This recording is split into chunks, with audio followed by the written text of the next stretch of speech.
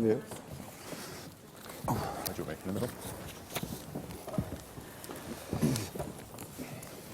Hello everyone, I'm Matthew Taylor, I'm Chief Executive of the RSA. It's my great pleasure to welcome you here for this evening's special event.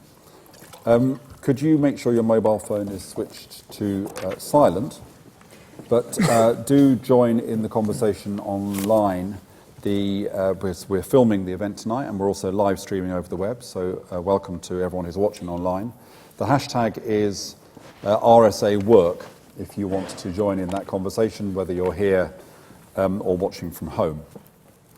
Now, as the hashtag suggests, our discussion starts with a recognition that for many people and in many sectors, the nature of work and employment is shifting rapidly. It's an issue we've been exploring in our research here at the RSA, and of course it's one that I'm more keenly aware of since I was asked to take over the chairmanship of the government's review of modern employment. So although I'm chairing tonight in my RSA capacity, I've been spending a lot of time thinking about work and the future of work. So we face, as we know, a situation of change, an uncertain economic future. But I think the one thing we can be pretty sure of is that in that future we're going to need to develop new models of work, new forms of employment, new forms of organisation, the goal of which has to be that everyone has the opportunity to engage in productive work and work that has meaning and value. So with that kind of thought in mind, we've brought together an expert group of business leaders this evening who each have significant experience of thinking deeply about this question and of applying their own answers to it, to the culture, structure and employee engagement approaches of the companies they run. So we're delighted to welcome Saxton Bampfylde, who's founding chair of the global executive search and leadership consultancy firm, Saxton Bampfylde, which became employee-owned in 2014. Sir Charlie Mayfield, chairman of the John Lewis Partnership, the UK's largest employee-owned company, and Sacha Romanovitch, CEO of the professional services firm Grant Thornton, which launched a new shared enterprise programme of employee engagement, responsibility and reward in 2015. They're all going to speak for kind of 6 to 8 minutes, and then we're going to open up for discussion with you and talk until 7 o'clock, and then we can go for a drink and carry on the conversation downstairs. So, Stephen, thank you for supporting the event. Pleasure. And so the least we could do, given that you are supporting the event and paying for the drinks afterwards, is to allow you. You're very welcome. You know, we'll do anything for the right price. Is to allow you to speak first. So could you start us off with your reflections on employee ownership and why? I mean, the reason for this event is that I met you and you were talking about what you'd done with such kind of zeal that it got me really excited about it. So tell us about why you did what you did. And what the benefits of that model are proving to be. I'm delighted to do that. Thank you very much indeed. So this is going to be a personal story about our firm. When we get to questions, we can get a little more philosophical perhaps. So we're an executive search firm. We're generalists, work across lots of sectors from the HSBCs to the Church of England and other crazy organisations. We're 30 years old this year, and our mission statement has nothing in it about making a profit, which might give you a clue. We make a profit, otherwise we wouldn't still be here after 30 years.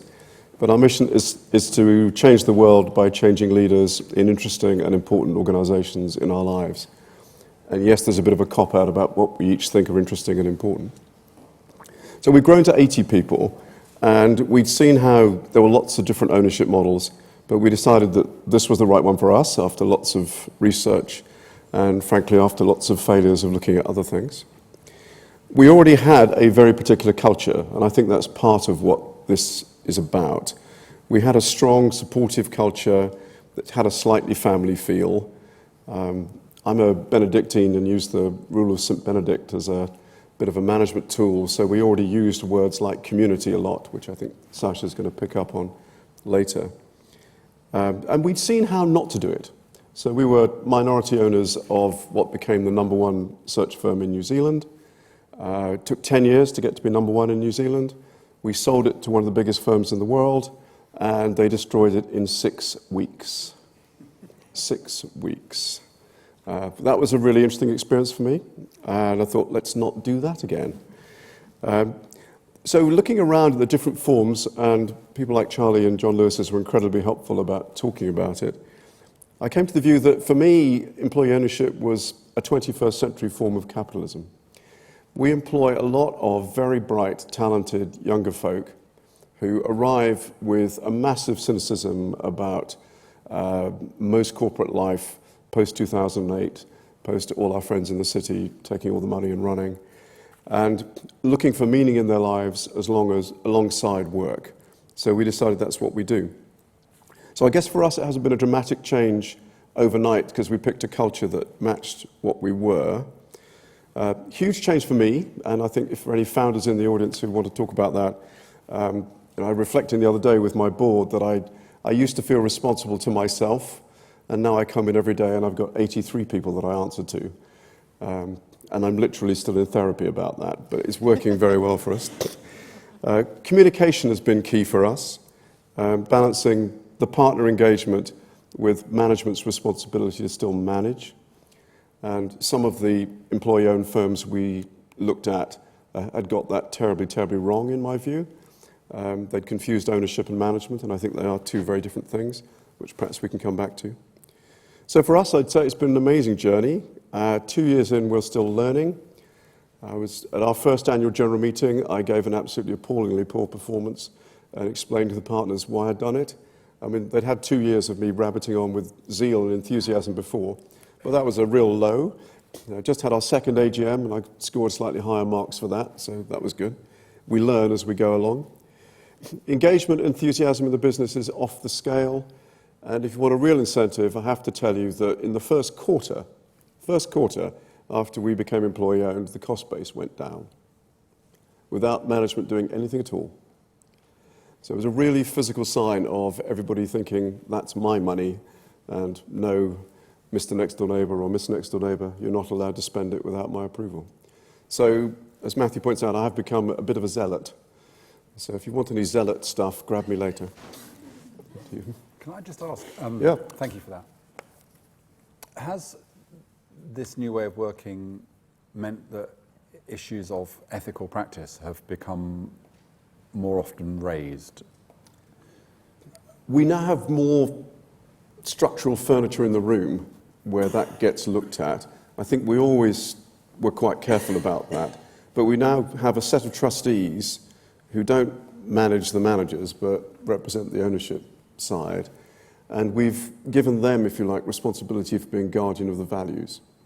So there are lots of occasions when the chairman of trustees, who is not me, is available to anybody in the firm who can go and say, I'm a bit concerned about this. So there's now a particular forum where values and ethics can get raised. We've been very lucky that it's hardly come up yet, but I'm sure it will, which is why you need the structure. And the biggest challenge, apart from your performance at your annual meeting? AGM, we were trying to improve second time round. I think the biggest challenge is for us, the biggest challenge has been actually managing the relationship between the board and the trustees when it's come to the end of year and how you exactly agree the partnership bonus. And there's not been any fisticuffs or anything, it's a new thing for us. And the board used to be able to meet and think, well, that's a terribly good idea, let's do that.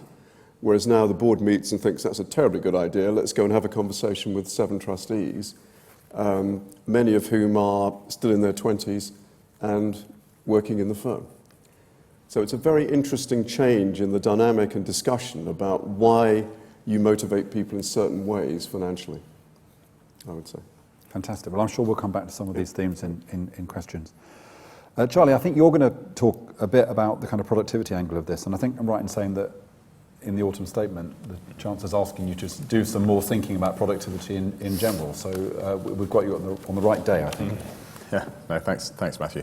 And I have to say, to start with, I'm delighted to be sitting next to Stephen because not only have Saxton Bampfylde done some really important work with us in terms of helping us with senior appointments, but also actually one of the reasons I'm at the John Lewis Partnership is actually got a lot to do with Anthony Saxton, who was the other half of Saxton Bampfylde, who sadly died about a year ago, 2 years ago now.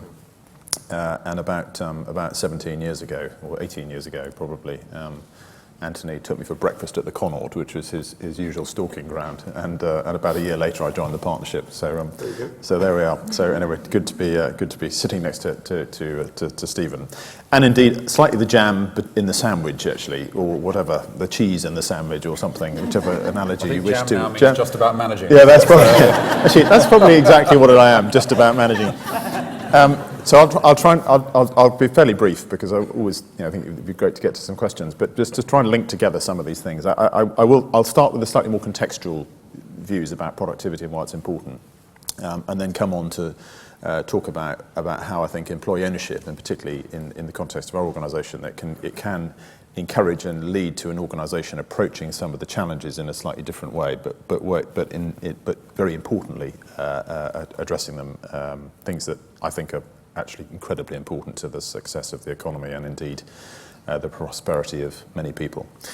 But if I start with productivity, what is very clear to all of us is the world's changing at a really remarkable rate, and whether that's politically and what you just look around the place, you almost can't even stand still for a moment these days. But also, it's changing a lot socially, and there's quite a lot of discomfort with that. Somebody said to me just the other day that in a survey, 51% of people said that they felt that innovation was happening too quickly, which I think is quite an interesting thing. It's of course absolutely not at all significant that 52% of people voted to leave the European Union, and those numbers are totally unrelated. But in some respects, I think there is some connection between those two things. Of course, different people, and then you overlay on top of that the future expectation, which came out very clearly in the autumn statement today, which is that we're entering a period where growth is likely to be slower.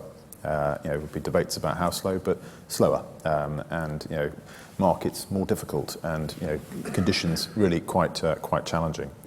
So that's the sort of landscape that we're in, and I don't want to sort of bring a sort of bleak pall to this at all, but I think it's important that we recognise the context that we're having this conversation in. Because we're far from powerless to respond to that. I think the danger is you almost say that's that, and therefore we can only do as well as we can do. I reject that totally. We're far from powerless to act, and in fact we need to be even more vigorous in thinking about how we do so. And this brings me on to the work that I've been doing with a few other business leaders over the last 18 months or so, which is to look at this issue of productivity, because you probably know very well in the room, but basically since 2008, productivity in the UK has flatlined. And that's, by the way, very, very unusual. After recessions, you normally see productivity increasing quite rapidly, and it's very unusual that it's flatlined. I can go into lots more detail about the whys and the wherefores of it, but in the interest of time, I'll perhaps just move on. That is unusual, and it's a big problem. One of the issues is that productivity is a word that's used by economists, and it's places like the RSA talk about productivity, but it doesn't actually resonate with a lot of people as a particularly interesting concept. You talk to a lot of business leaders, they don't really talk about productivity. They think about things like paying wages and growing sales. But of course, productivity is one of the key determinants of our ability to raise wages and keep them there. It is a key determinant of the competitiveness of an economy. And when you go and analyse firm-level productivity, so you get beyond the sort of macro picture to a micro picture, what you find is that 2/3 of employees in the UK are working in firms whose productivity is below the level you would expect for a firm of that size in that sector, which is quite a startling thing. So if we're concerned about sluggish wage growth, that's a big part of the reason that we're seeing it. It has to be a big part of it. What we can also tell, though, is that if we can improve it, even only a fairly small amount, the potential value is enormous. If you took a company that's, say, at the 44th percentile in their sector, and they improved their productivity to the 54th percentile, so you don't have to go bottom quartile to top quartile, and you did that for about 70-odd% of businesses in the UK, you'd unlock about 100 billion, more than 100 billion pounds of additional GVA for the economy each and every year subsequently. So it's a huge, huge opportunity. When you dig into it a bit further, what you also find is that if you're looking for one of the key things that unlocks it, it is actually about management and about the quality of leadership. And again, there's some quite good work done by, amongst other places, the LSE on this, and a chap called Professor Van Reenen, which has mapped quality of management across different countries. And the slightly uncomfortable truth is that the UK has a longer tail of poorly managed businesses than most other economies. So this is where some of the issue lies, and of course some of the opportunity. So we have to tackle this and get after it and improve that position. And I think this brings me on to ownership. So I'm absolutely not saying that employee ownership is a panacea. I've never felt that way. I think it's a very good way to own and run a company, but there are lots of good ways to own and run companies. But I do think that one of the characteristics of employee ownership, and I very much agree with what Stephen said about separating the management from the ownership, is the management feel quite accountable to the owners. I mean, this is what you were saying about your discomfort at your AGM. It's certainly what I feel in our business about some of the challenges that we have to navigate. I feel very accountable to our people.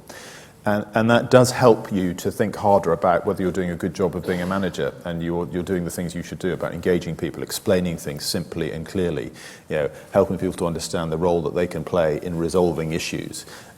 Sometimes giving people difficult messages about the fact that they're in a position which is vulnerable and they need to change.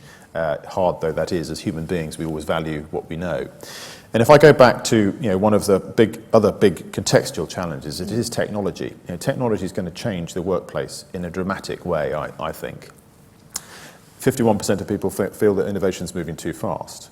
It's going to be very hard to persuade, let's say, a 50-year-old truck driver who's got 3 kids and having to support elderly parents in social care that driverless lorries are a great idea. It's hard to make that case. And yet it is people like that who will need to transition over the next 10 to 20 years from the jobs they're doing now into new and different jobs. And in an employee-owned business, I suppose what I would venture to suggest is that because the management's accountable to people like that, you pay more attention to thinking about, well, how on earth do I help that transition? And this is very current for me and indeed for the John Lewis Partnership, because while I'm very proud of a lot of the things we do, I'm incredibly aware of how fast the world's changing and how pressured it is. I'm also intensely aware of the kind of changes that we're going to need to make to our business. I'll give you another quick example, but we have about 17,000 people work on Waitrose checkouts. And if you think about the technology we all walk around with now, how many people are we going to need working in checkouts in 10 years' time? I don't know, honestly, but I do know that in the last year, the number of people using self-checkouts has gone from 17% to 25% in 1 year. And these are fairly newly introduced. So there's going to be enormous changes. And what we're going to need to do is to think about how do we create pathways for people to move from the roles they're doing today into more and more and more productive roles that are fully enabled by technology. And at the heart of that lie human beings who need to have the motivation, they need to have the instigation sometimes, they need to have the self-confidence to make some of the steps they have to have, and they need to have a supportive environment in which to make it. And at the heart of some of the productivity challenges we face lies thousands and thousands and thousands of people. And I suppose all I would finish by saying is that I do think that while employee-owned businesses certainly don't have all the answers, they're probably more likely than not, or more likely than some other forms of ownership, to think about some of those issues. It doesn't make them go away, but at least by applying yourself to them, there's the possibility that you can come up with solutions. Thank you for that.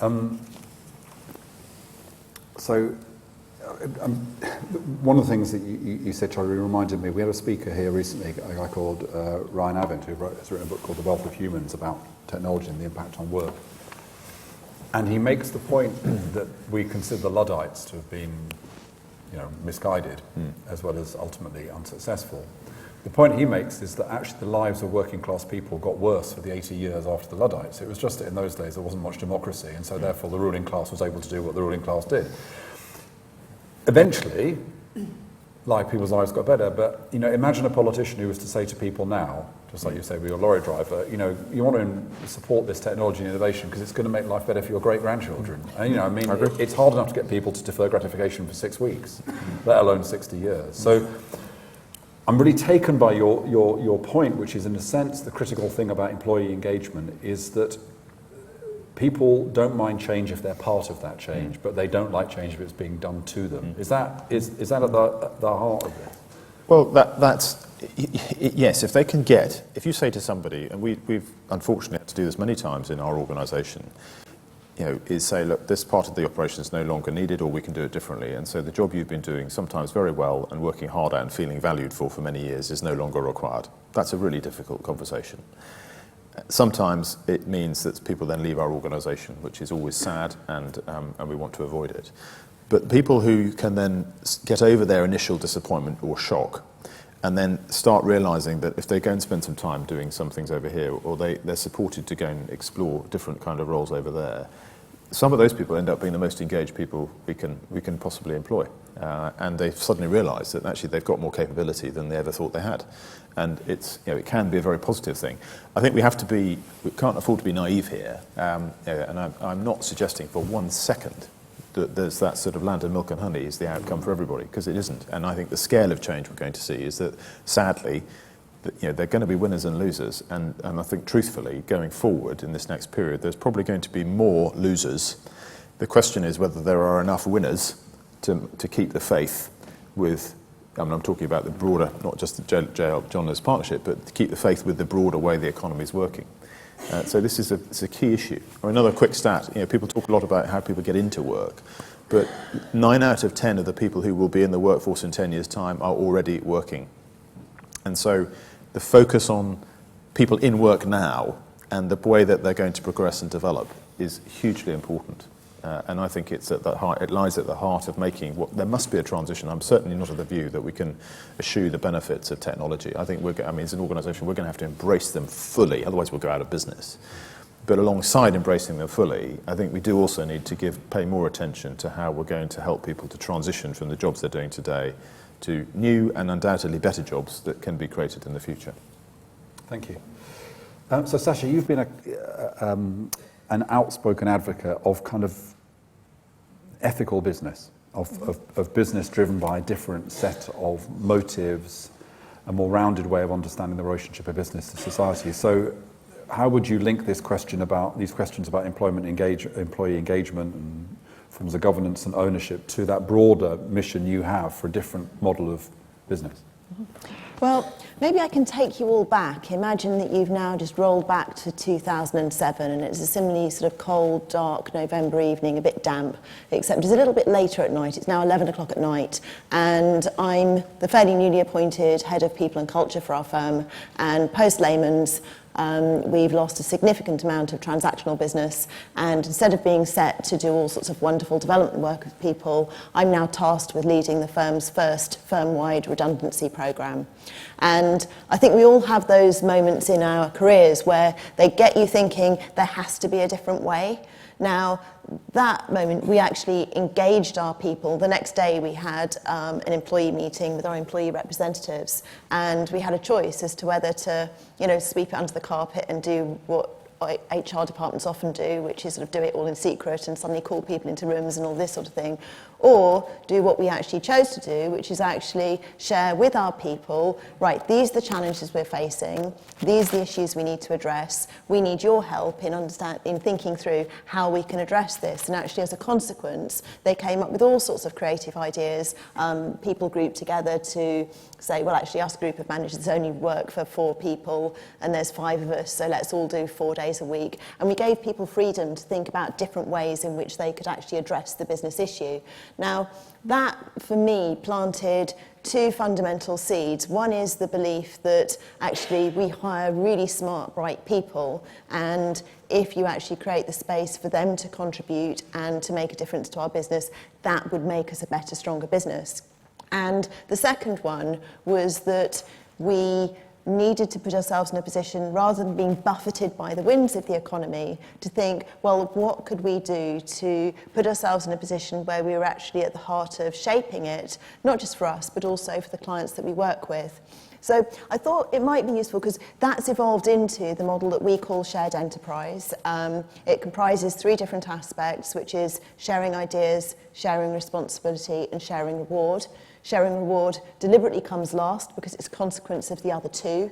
And we deliberately, and probably unusually for a firm of accountants, didn't go down looking at structures and everything. We really wanted to focus on culturally what were the things that needed to shift and change for us to be successful as a business. So I thought maybe it was just worthwhile touching on really the sort of three different elements that have seemed to be pretty fundamental.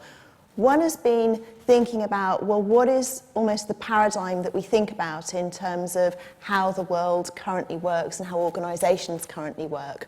And my observation, and I have to say this is sort of accumulated from lots of more brilliant people than me, but that we're still operating in very much this industrial model where the prevailing paradigm, particularly in the city, is one that is governed by self-interest, by competition. You know, if I fight you, then I'll win and you'll lose, and hurrah.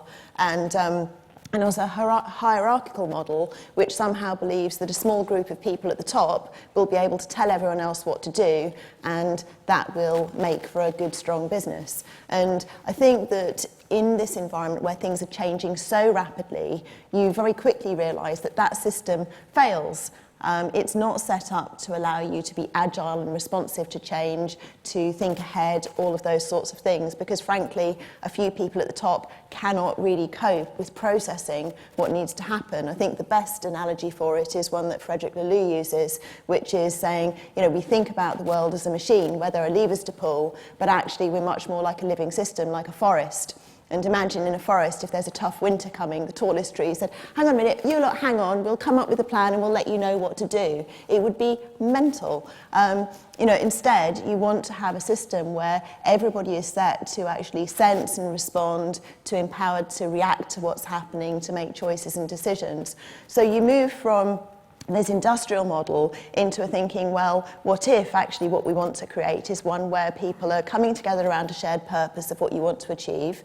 For us, we've set that as shaping a vibrant economy, where instead of competition, it's a belief that collaboration, and actually collaboration but beyond your business borders, is actually what really will create sustained success for the world in which we operate.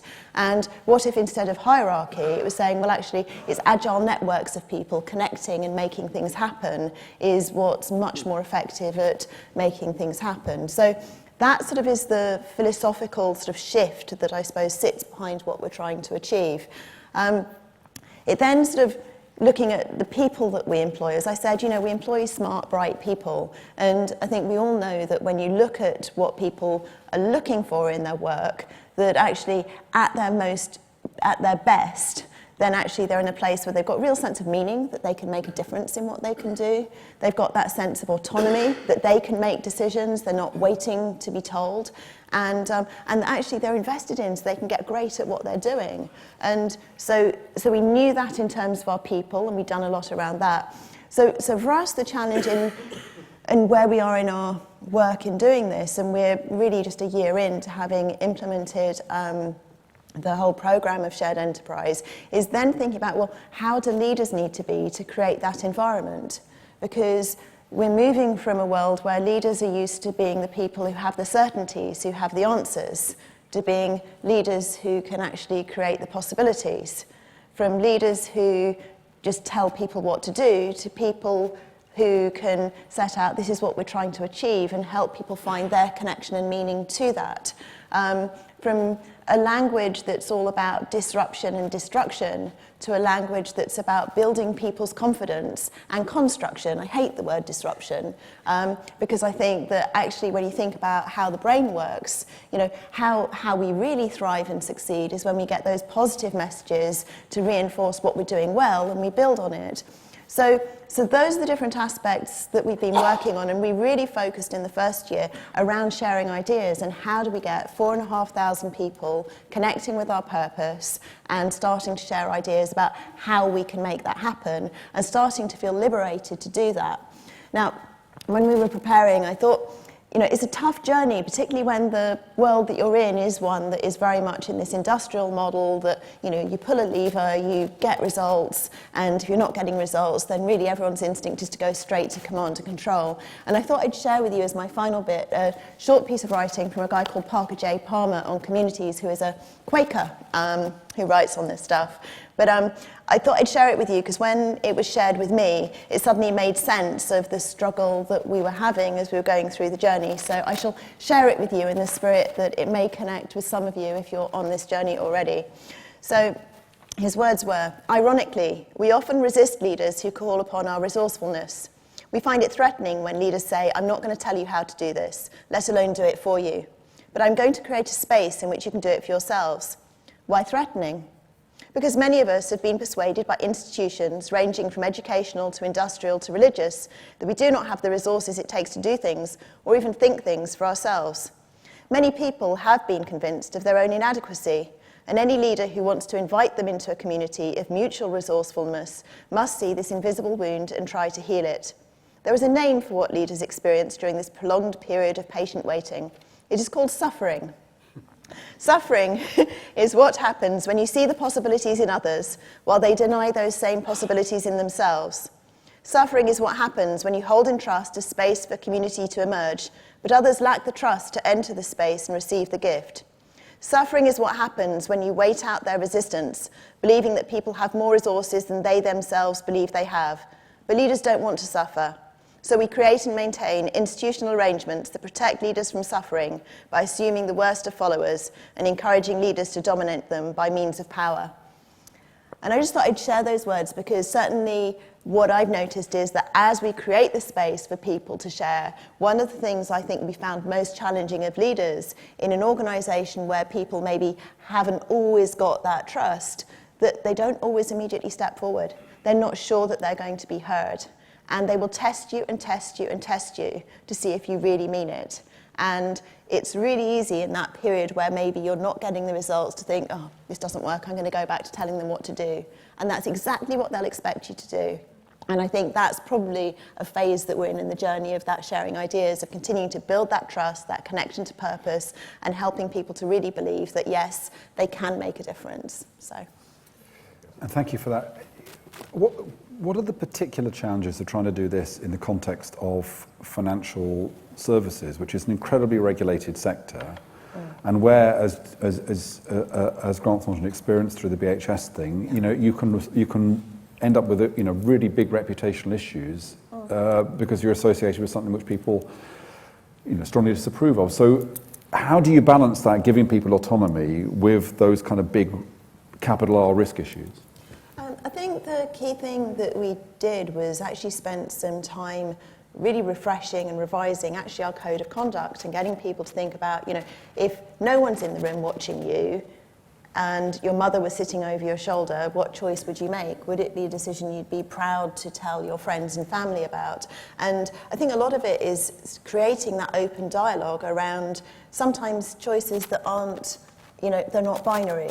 Is an interesting one for us as a financial services institution. Often where we can add most value is to where a business is in distress or it's in a situation where it needs to do significant work on itself to move forward. And so, should we work with businesses that need that support?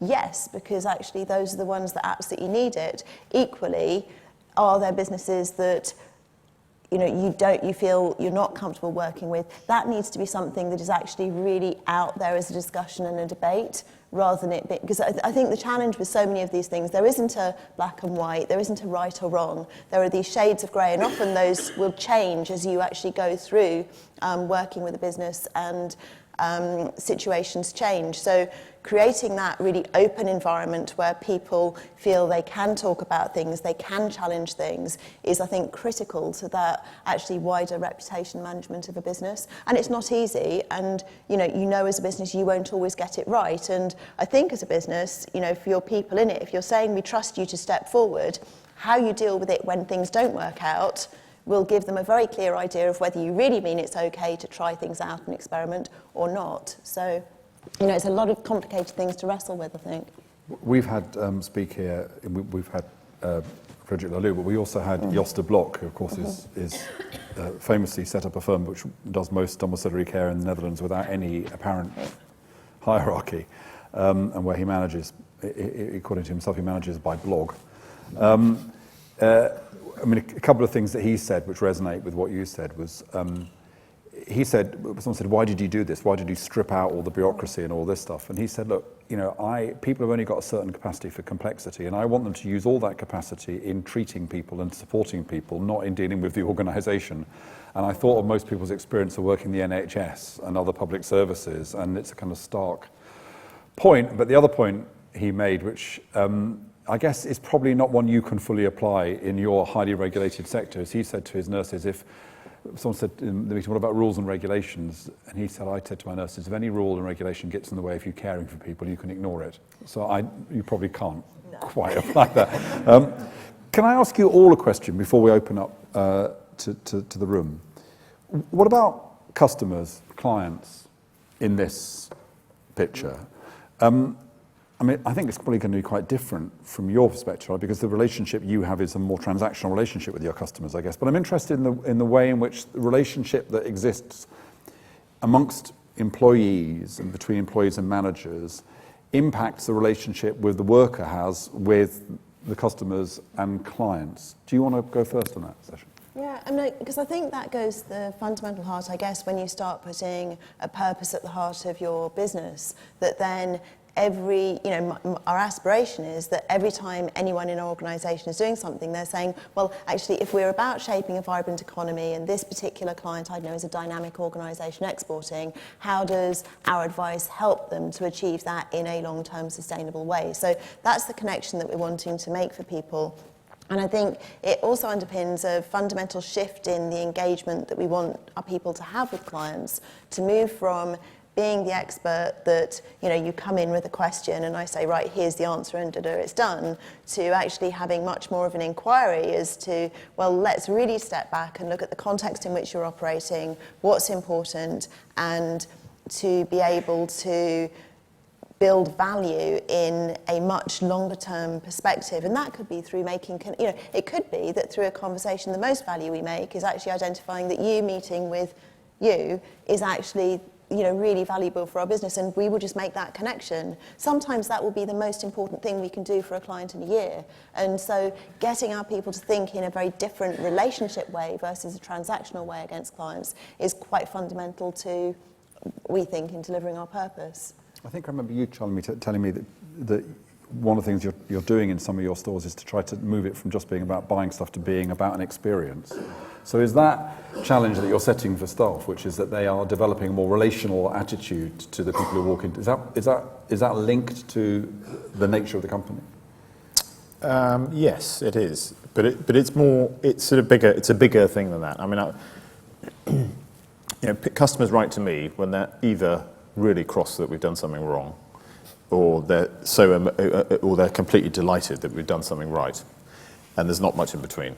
And unfortunately, I get more letters of the previous kind than the latter. But when I get the latter ones, invariably, it's not that the pot or the pan that we sold them was so wonderful that it exceeded all their expectations to the point that the sun came out and forever shone on their lives. It's always about one of our people and what they've done. Sometimes it's about when somebody put something right, actually, that's gone wrong previously. But it's always about our people. So there's no question that is the cornerstone of the relationship between us and our customers. It's not to say that product's unimportant. Of course, it's hugely important. It's like the medium that the business wouldn't exist without the product. If Waitrose didn't sell food, it wouldn't really be Waitrose. If John Lewis didn't sell beds and things, it wouldn't be John Lewis. But the partners in the mix of that are the medium through which that really comes to life. The products provide the medium within which the partners then bring it all to life. And in some respects, I think as people look at the way the world is developing and the way retail is developing with Amazon and technology, it's becoming a much more technologically intensive industry. You might think that the role of the person was becoming less important. And for some businesses, truthfully, it will become less important. But those businesses are effectively taking a strategic decision to become utterly transactional. And the thing about being a totally transactional business is you sort of have to be the lowest cost operator in order for that to be a good, a viable long-term strategy. And while we have many good things about our business, we will never be the lowest cost operator. And so we have to take a very clear and different route, which is towards working out how do we get more value from our people, how do we connect our best people with the customers who will value their service and what they can bring to it more and more and more. And that is absolutely at the heart of how we can compete and succeed in the long run. So it's really about becoming not so transactional and much more relational. It's not just about experience in the shops. That's part of it, true, but it actually goes much further than that.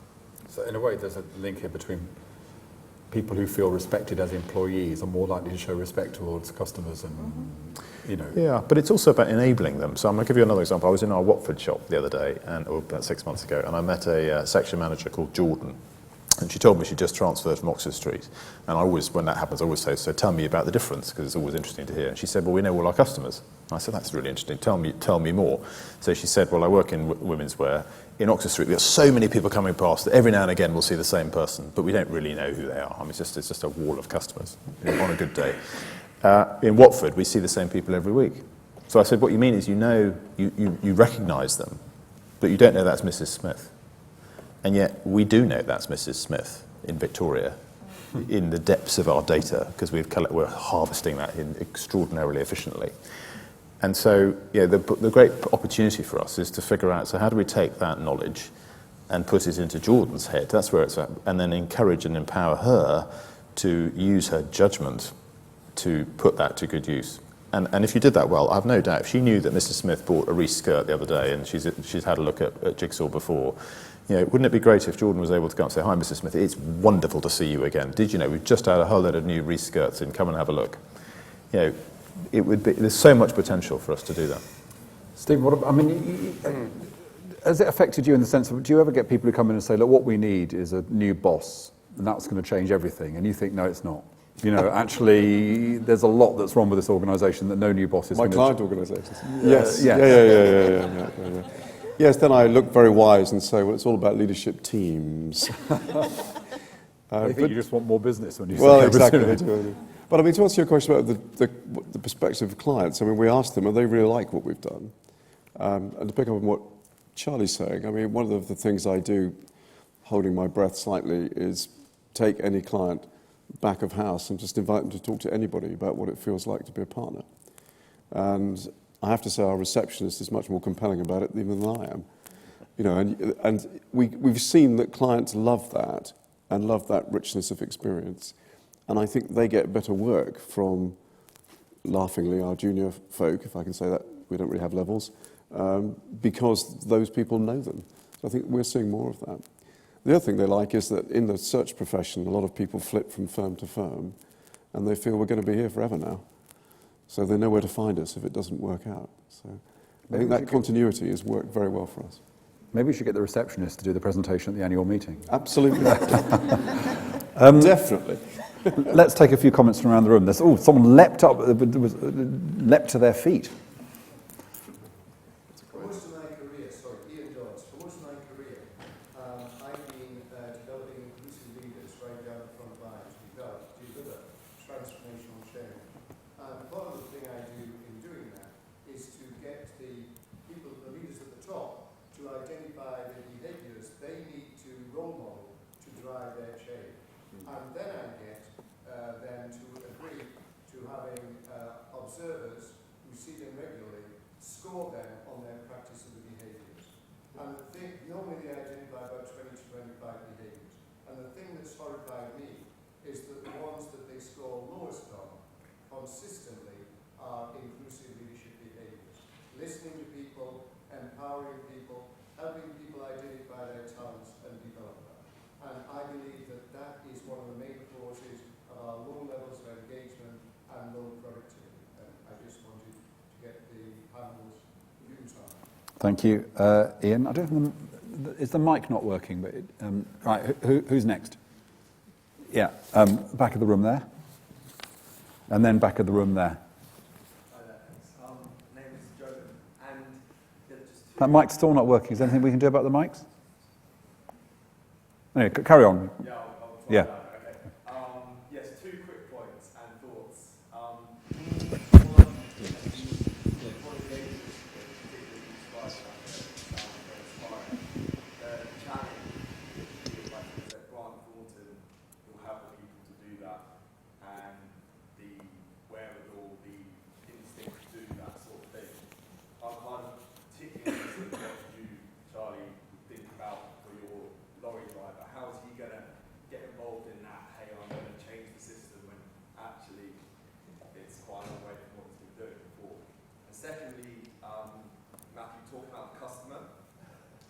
wondering what your views are on what customer pressure can do, because as well as making sure you've got your employees engaging well, if government's not going to do stuff or it's going to be slow, the only like systemic thing which feels is there is the customer. So when Nike had its issues with manufacturing plants and sweatshops, it felt like it was customer pressure which did things. And I should just lastly say I work for one of these delivery gig economy ones, so I apologise for that. But they're actually good, but they're struggling with these kind of issues. Great, thank you. And then over there, with the microphone that works, if there is one. It's the technology. No, you just have to shout. We've got a technology meltdown. I don't know what's going on, but yeah. Yeah, go on. This one works. Aha! Yeah. Hooray! Hello. Yeah, that's better. I'm Margaret McCabe, the CEO and founder of a social enterprise called DebateMate. We've just been invited to accept membership of the Social Stock Exchange. The Social Stock Exchange measures your social impact before they measure your business, and then the investors will want a social return on investment and a financial return on investment. So if there is a situation, and this is becoming a very, very popular way of doing business, the profit margins are very are big in the businesses that are part of the Social Stock Exchange, but basically we personally as a business grow human capital, and within that we find the leadership potential in everyone that we work with, and we have a website and so everyone can look at that. But basically I would suggest that if you're looking for your lorry driver who's got no purpose left in life, as a business I would suggest that now the way of going about that is looking at turning that negative into a positive. How do you turn the social impact of him being made redundant, having old elderly parents to look after, how do you turn that to a positive impact as a business and as an organisation? And there is a lot of tax benefits, a lot of financial benefits, and a lot of thinking out of the box ways of doing that now. Okay, thank you very much. I'll tell you what, let's just take a few more comments, panel. I think what we'll do, because of the time, is we'll take a number of comments and bring you all back in for a couple of minutes and just choose 2 or 3 points that you want to respond to. We'll take this one here and then we'll take that one there. Yeah. Okay, thanks. My name's Charlotte Diaz. I've been involved in cultural change from a paternalistic, really hierarchical family business where the founder is no longer involved to a very much more peer-based culture, or trying to. So the part of the comments that have most resonated with me is the suffering of managers, the refraining from stepping in. So I'd love to hear more about the development that you've been involved with that's enabled both the individuals to find their voice and the managers to continue to refrain, to step in, because I think that's just crucial and it's so difficult. So any more about that would be really interesting. I mean, I've seen quite a lot of research that says that the problem is middle managers and the degree to which middle managers feel empowered in these processes of change, you know. So yeah, it's very interesting. Hi. Right, you gave the example of the lorry driver, and that's a very easy example. He will be replaced eventually by a driverless cab, there's no doubt about that. But also artificial intelligence won't stop there, and it might well be that you guys might be replaced as well. And I just wonder what world is it, you know, what the assumption is that world of change is always going to impact upon other people, and they're the ones that are going to be deprived of a livelihood. But I just wonder what happens when artificial intelligence can perform better than you guys can do leading companies. So that's something I'd like to throw at you. Thank you very much. They're not easy, these questions, are they? There's a guy there, and then I'll move across the room. So if we take the guy there. Thank you. If you can say your names, it's great, because then people can respond to you, can use your name as an answer. My name's Kenny. I'm from Clearview Research. My question is basically looking at the fact that you mentioned that, well, looking at the future of employment, a lot of people that will be employed, 9 out of 10 of them are already working. So that basically means my generation is more screwed than people already think we are. But then I think also on the flip side is that a lot of big companies, such as probably your own, coming back to this question, there's a massive threat that you won't exist. Forget about AI, but the fact of the conversation we're having today, a lot of these companies, the culture is so, it's just so bad at the moment that actually a lot of those people will look for places where it is ethical, there is purpose, and actually you can make an impact and actually be financially remunerated. So I just wonder, how does that threat bother you, if not you, but the actual sector? Because I feel young people are very productive, and actually the employee ownership and stuff is great. However, it's only really startups and new companies that are doing that. And you guys are so rare.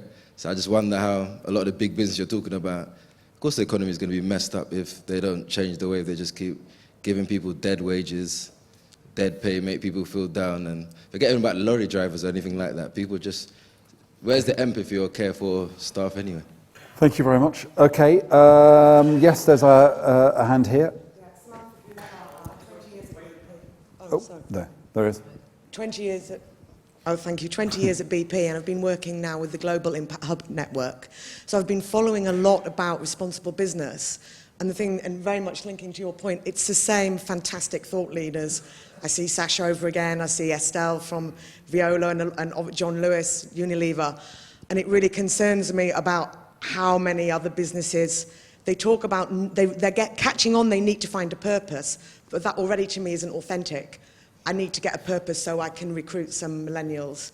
So it just doesn't work. So for me, the big question is if we're going to get a success out of the tech changes and that money can be ploughed into communities and businesses doing good, what do we do about all the very large companies who I think are really struggling? Do we let them fail, or how do we engage them? And that's maybe a question about government regulation too.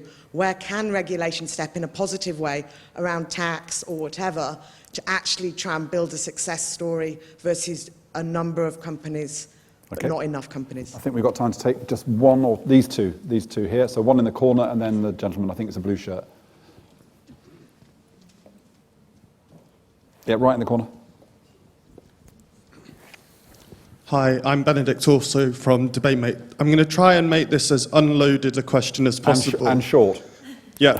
To what extent is automation inexorable in terms of, it's a trend, obviously, but I do also think that it's incumbent on business leaders like yourselves, not just to kind of ride the wave of automation, but to have a responsible attitude towards it.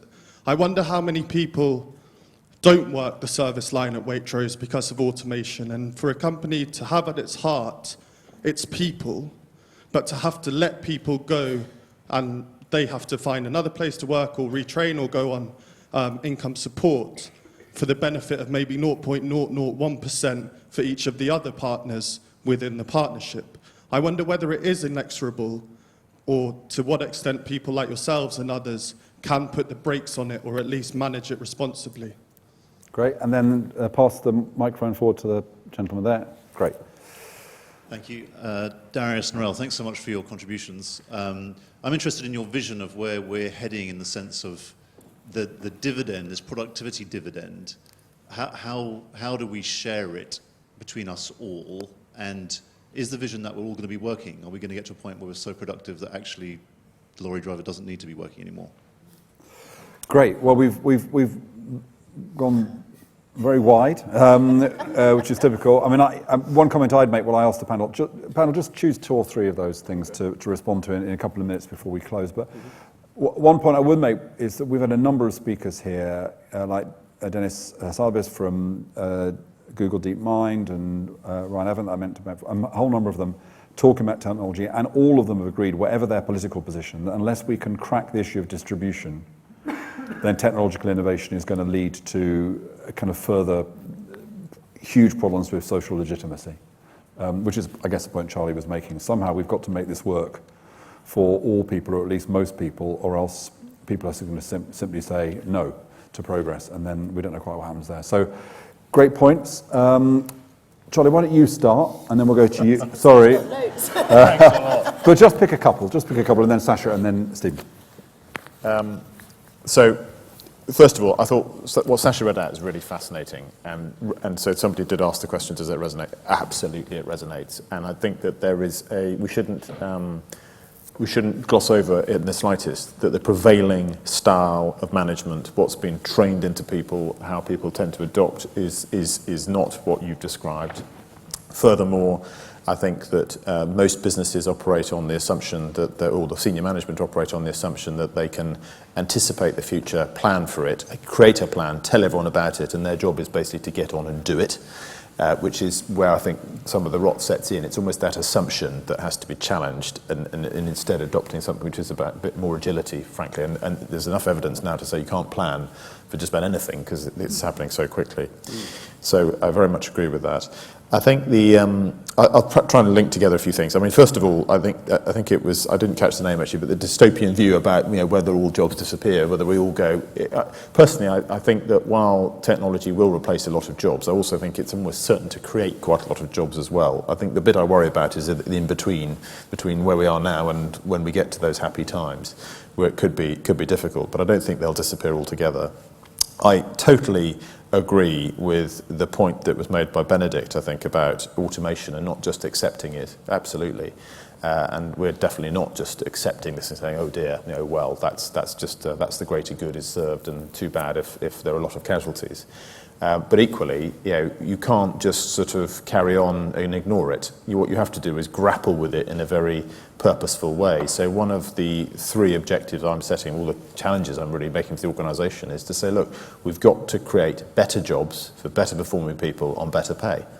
And that has to be our mission. Now, the truth is we'll probably have fewer, but we've got to create better. And we've got to make that convincing and evident so people can see it and understand that that's what they're moving towards. And when you start getting into that, there's actually a lot you can do to do it. And it's not rocket science. It's very behavioural. It's about giving people the opportunity to go and try things, do things, realise they're more capable than they might have allowed. People self-edit hugely. So that's a big opportunity. I think it was Kenny or Kelly, I didn't quite catch it, about you said, how threatened do you feel? Very. I mean, so I on the one hand, look, I'm proud of our organisation. I think we do great stuff. We've got fantastic people, but I spend a lot of my time challenging and saying, look, we need to realise that the way the world's changing is greater and bigger than we are, and therefore our response has to move at a much faster rate than actually it is, truthfully. And alongside better jobs and better performing partners and better pay, we have to look at what is the proposition to the customer? This goes back to Matthew's original question. Retailing is an industry which is almost certain to see lower returns going forward. Almost certain.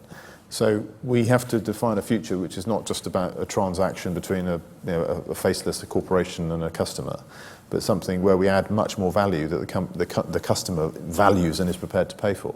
And again, when you get into that kind of thinking, I feel hugely optimistic about all the opportunities and the capabilities we've got, and we can focus them much better than we do today and use them better to do much more. And with that, we'll create fantastic jobs for people of all ages, frankly. But it's a bigger mindset shift than comes naturally or normally. Thank you. Let me pick up on, I think, 3 different aspects. Maybe start. I'm really good at remembering faces, Charlie, but I'm not nearly as good as you in remembering names. But anyway, I think the one in terms of the change, a lot of the work that we've been doing with our people is actually embedding a coaching culture. And I don't know how many people in the room are qualified coaches. Hands up, yeah, so quite a few of you. I don't know if any of you had the same realisation that I had when I started my coaching programme of realising, oh my lord, this is why it's been so tough. I've been trying to do all the thinking for people for all these years, and suddenly realising, oh, this is great, I can just ask them questions, they know the answers, and I can just create the space for them to get on with it. And so, I think our people who've been through the coaching programme and have gone through that personal development are getting it a lot quicker than those who haven't. And part of the challenge is there are some people who are really open to trying that, and some people who are like they've made their lives on being the expert who has all the answers, and it's deeply threatening asking them to do something different. And so some of it is actually just creating the space for people to actually go at their own pace, and sometimes people will just need to see that it works before they're prepared to leap. Others are prepared to leap because they believe there is something different and they've got that frustration that drives them. So I think that's something I've had to really learn over the last year, is that patience, and also thinking about how you can model it as a leader. And my first year of CEO, some of my partners think I've been brilliant. Some, I'm sure, think I've been hopeless because they're expecting me to, some are expecting me to have all the answers and to tell them what to do. And I'm deliberately holding back to the point that a lot of them are deeply frustrated with it. But that is very deliberate because actually it's only at that point, it's like, well, she's not going to do it. I'm going to have to step forward. And then you actually get the shift that you want in an organisation. But that's, it feels quite horrid at times, and I question myself sometimes, oh, is this what a CEO is meant to do? Am I doing it right? So that's that one. I think the other thing I was going to pick up was in terms of the trade-offs. I think, is it Benedict? Yeah. And I think that there is this real moral and ethical debate that actually we need to have in broader society about some of the choices that we're making societally. Because we all know that actually people, when people are out of employment, whether that's actually paid employment or voluntary employment, when they're out of that, then actually the impact in terms of their mental health and well-being is really quite phenomenal. And we've just launched our Vibrant Economy Index, which was actually looking at, what are the measures in society that actually show that there is a vibrant economy where people are able to thrive.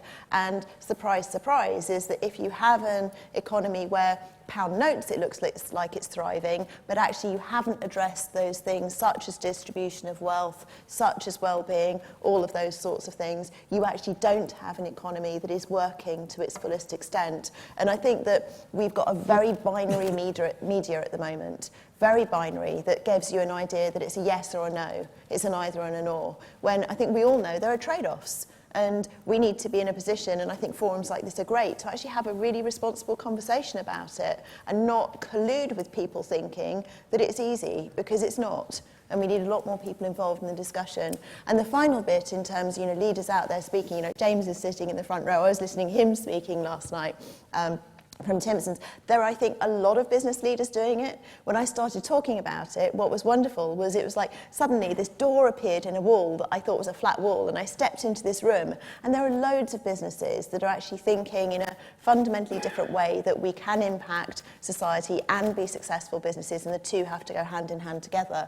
And I think, one of my missions is that what I learned was that hearing other people talking about it made me think I wasn't mad, it was okay. And that's why I try to get out and about and talk about it to inspire others. And I know that these guys are the same just from the time I've spent with them. So it's very interesting. You get down at the autumn statement, a news programme saying, now we're going to hear from business. And what you get is an incredibly narrow account of whether, and that isn't the voice of business, of course. Steve, last but not least. Yeah, well, thank you. I think one of the things, sort of underlying also a number of the questions that were asked, I think one of the things we have to realise is that businesses fail. And it's a mistake to expect them not to. Let's not go around the room and count how many people have a copy of McKinsey's wonderful work, Built to Last, on their bookshelves. But many of us rushed out and bought it, and it was a historic survey of the greatest American businesses that had lasted 100 years and told you how to become one of those. And 15 years later, they had to issue another one called Good to Great, because half of the first lot had gone bust.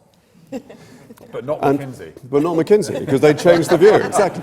And that's not an anti-McKinsey point, but it is a point that we should expect human changes, societal changes, technology changes to produce some businesses that disappear. Some businesses will change. I mean, I always loved, the late lamented Nokia giving us all our handsets around the world, whereas actually they were Finland's first and best waterproof boot producers. But somewhere along the way, somebody said the market's going to hell in waterproof boots. Why don't we make handsets? And they did it very successfully for a long time.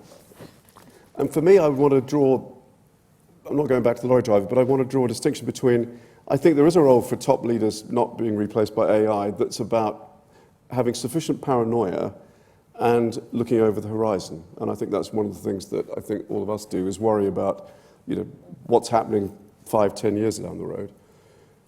I'll leave you with the optimistic thought that I think if you just trust the people who work with you and ask them what they think about what's going on, you get fantastic feedback. And we've got a number of people in my firm who are slightly over crazy cyclists. So we all love Dave Brailsford. So we had a marginal gains session recently. What were the marginal gains that would make our business better? And we've got 65 of them. Not coming from the board, not coming from me and the top management, but coming from everybody saying, well, since you ask, why don't we do this? And they're all terrific ideas. So expect destruction, but be optimistic. Great, Stephen, thank you very much. I fear the most tweetable line of the evening is from the person who said, we must have a purpose, we need some millennials. But nevertheless, that isn't a reflection of the quality of the contributions that we've had overall. Some fantastic questions. Thank you for those. It's been a really interesting conversation. I think everyone's going to leave with lots of thoughts running around their heads. Thanks to the beneficence of Saxton Bampfylde, it must have been a collective decision you made to pay for the cheese straws and wine, and we're very grateful to everyone who works with you for doing that. So please join us for a drink in the room immediately downstairs. It just remains for me to ask you to join me in thanking our great speakers tonight, Stephen, Charlie and Sacha.